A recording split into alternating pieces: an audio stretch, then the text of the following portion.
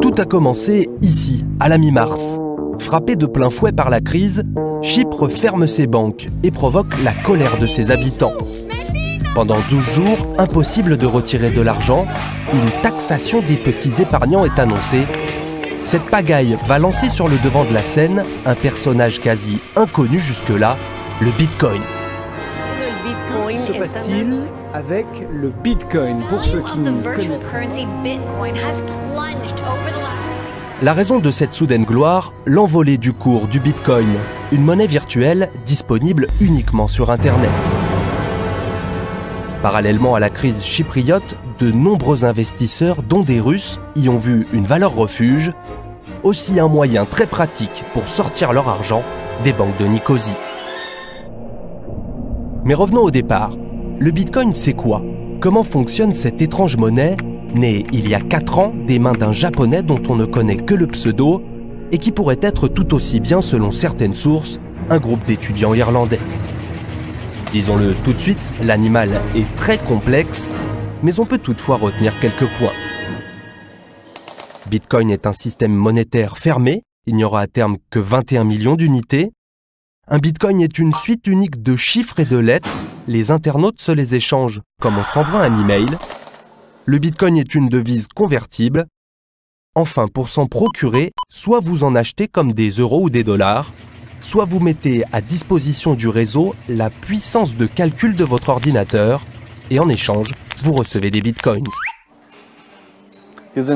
Voilà un jeton qui symbolise 25 bitcoins. Au taux de change actuel, ça fait environ 2500 francs. Et la semaine dernière? En tout cas, il y a 2 semaines, c'était à peu près 1000 francs. Qu'est-ce que ça sera la semaine prochaine? Personne ne le sait. Nous sommes à Zurich. Stéphane et Lucius sont des hommes de l'ombre du Bitcoin. Ingénieurs, ils participent depuis les débuts à son développement.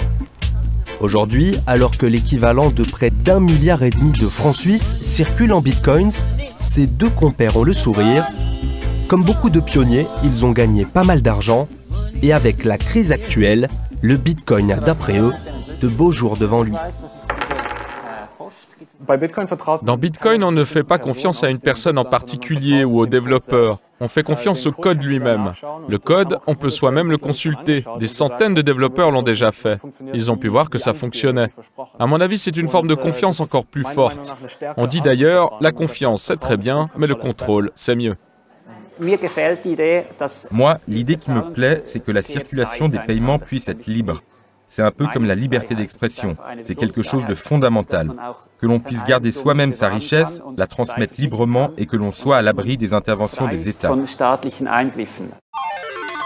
Signe du succès, on peut désormais acheter des centaines de milliers d'articles sur la toile avec des bitcoins.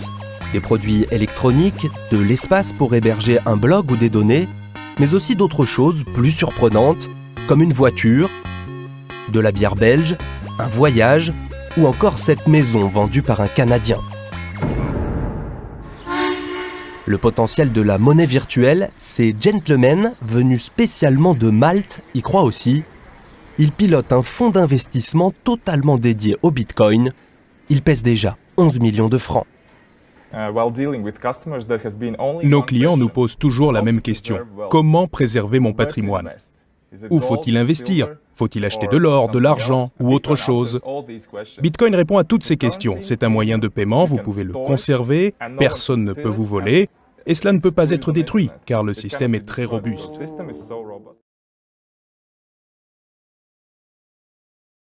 Bonjour Yves, bonjour à tous. Alors ce matin, Rémi, vous nous parlez déjà d'une révolution numérique qui pourrait nous permettre demain de nous passer des banques ou bien d'acheter une maison sans notaire, bref, de faire sans ces intermédiaires. Cette énorme révolution qui pourrait bouleverser nos vies porte un nom, la blockchain. Oui, vous vous souvenez Yves de la première fois que vous avez entendu le mot Internet? Oui. Eh bien, vous vous souviendrez de la première fois que vous avez entendu le mot blockchain, la chaîne de blocs en français.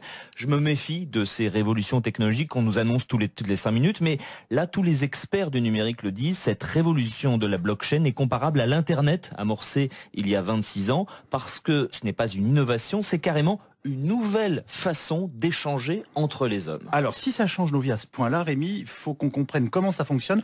En quoi consiste exactement la blockchain? Alors, depuis des centaines d'années, on est d'accord là-dessus, Yves, on fait des transactions grâce à des tiers, un magasin hier, un site internet aujourd'hui. Eh bien, la blockchain va supprimer ces intermédiaires. Imaginez, sur internet, vous achetez une table à quelqu'un que vous ne connaissez pas, vous lui transférez 200 €. Vous ne passez pas par Amazon ou un autre site, mais votre transaction entre vous et lui va être archivée dans une sorte de gigantesque livre de compte public. Ce livre de compte virtuel n'est pas tenu par Amazon ou un autre acteur du net qui touche une commission, mais collectivement par des milliers de personnes de la chaîne, de la blockchain. Ces milliers d'acteurs valident la transaction et vous disent à vous et aux vendeurs, allez-y, vous êtes fiables tous les deux. Cette grande chaîne réussit un exploit inédit, créer de la confiance entre deux inconnus sans intermédiaire. Mais attendez, si ce registre est public, n'importe quel petit malin peut en modifier les données. Alors non, aucun acteur ne détient ou n'a accès à la totalité de ce livre de compte. En fait, cette blockchain, c'est comme un immense puzzle qui est découpé, disséminé sur des milliers de serveurs. La preuve que vous avez payé ces 200 € contre une table reste dans la blockchain. Les transactions peuvent être consultées mais pas modifiées, car pour que votre vendeur triche, il faudrait qu'il détienne l'ensemble des pièces du puzzle, ce qui est impossible. La blockchain, c'est donc un système de stockage et de transmission d'informations infalsifiables qui supprime les intermédiaires traditionnels. C'est là qu'est le potentiel totalement révolutionnaire. On pourrait se passer des notaires, des compagnies d'assurance, des cartes bleues, etc., etc. Le champ d'application est infini. Vous êtes donc en train de nous dire que les banques qu'on connaît peuvent disparaître et que Google peut lui aussi disparaître. Alors je vous annonce la mort de personne, moi. Mais ces acteurs ont effectivement du souci à se faire et ils cherchent déjà la parade, car certaines expérimentations de blockchain existent. Dans certains pays pauvres, on utilise par exemple le système pour établir des cadastres. La blockchain pourrait vraiment commencer à changer nos vies dans 10 ans. On va effectivement vers une nouvelle forme d'économie qui peut contourner les géants de la Silicon Valley, prédit Gilles Babinet, un des experts français du numérique les plus pointus. C'est la première fois où on a une technologie qui est, entre guillemets, anticapitaliste. C'est-à-dire, tout le monde est détenteur de la technologie et il n'y a plus d'hommes intermédiaires. C'est-à-dire que quand j'utilise Uber, j'enrichis Uber. J'enrichis pas uniquement le taxi qui me conduit. Et là, on peut faire un Uber sans Uber. C'est-à-dire que 100% de l'argent que je vais donner va aller au taxi. Et ça, c'est quelque chose qui est révolutionnaire. On pourrait donc voir une flotte de taxis, Yves, sans Uber et sans entreprise.